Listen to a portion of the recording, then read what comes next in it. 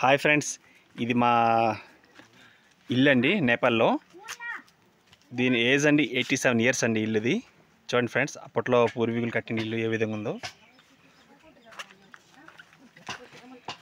ఇది అప్పట్లో దారబంధాలు ఈ విధంగా తయారు చేశారండి. ఇది దేవదారు కర్ర, మొత్తం దేవదారు కర్ర అండి. సో కిటికీలు ఈ విధంగా ఉన్నాయండి. సో లోపల చూడండి. ఇదిగో ఫ్రెండ్స్, ఇది హిమాలయ పర్వతాల్లో మనకి గౌతలి అంటారండి బోర్డు. ఇది మట్టితో గూడు కడతాయండి, ఇల్లు చూసుకొని, దాని సేఫ్టీ చూసుకొని. ఇదిగోండి ఫ్రెండ్స్, ఈ గూడులో పక్షులు ఉంటాయి ఫ్రెండ్స్. ఇది ఫ్రెండ్లీగా ఉంటాయండి. ఈ మనుషులు ఎటు తిరుగుతూ అటుపక్క వెళ్తూ ఉంటాయండి. మనుషులకు భయపడే బర్డ్స్ అనేవి. ఇదిగోండి, అప్పట్లో పూర్వకాలం తలుపులు చూడండి, గెడలు ఎంత గట్టిగా ఉండేయో. ఈ విధంగా చూడండి ఫ్రెండ్స్, లోపల మొత్తం ఎంత మట్టి చెక్కలతో తయారు చేస్తారండి. ఇక ఫ్రెండ్స్, పొయ్యలు ఈ విధంగా ఉంటాయి లోపలండి.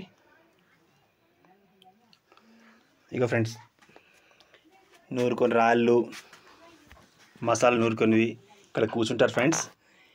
ఇది డబుల్ స్టవ్ అండి. చూడండి, ఇక్కడ దీన్ని టెవలి అంటారండి, పొగ ఊదుకునేది.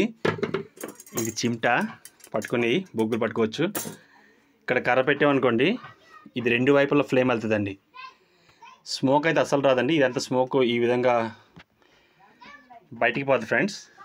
ఇది కిటికీ. చూడండి ఫ్రెండ్స్, సామాన్లు ఈ విధంగా. ఇది మా నిచ్చినండి. ఇది అప్పట్లో చేసి నిచ్చిన ఫ్రెండ్స్.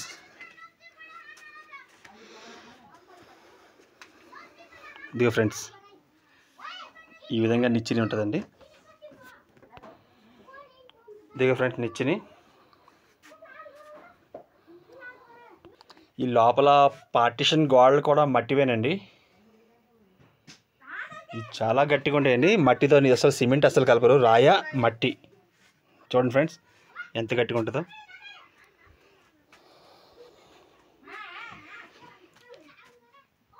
ఇక్కడ చాలా బెండ్ అయి నడాలండి, హెడ్ తగులుతుంది పైన. అప్పట్లో కొద్దిగా హైట్, మనుషులు తక్కువ హైట్గా ఉండేవారు. ఇప్పుడు ప్రజెంట్ అయితే తగులుతాయి అందరికీ, కొద్దిగా జాగ్రత్తగా వెళ్ళాలి.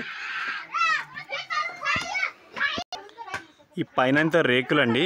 ఈ రేకుల్లోంచి జారిన వర్షం ఈ విధంగా పైపుల ద్వారా ఈ ట్యాంకీల్లో స్టోర్ చేస్తామండి. ఈ ట్యాంకీ బయట మనకి నీళ్ళు చాలా తక్కువ దొరుకుతుందండి.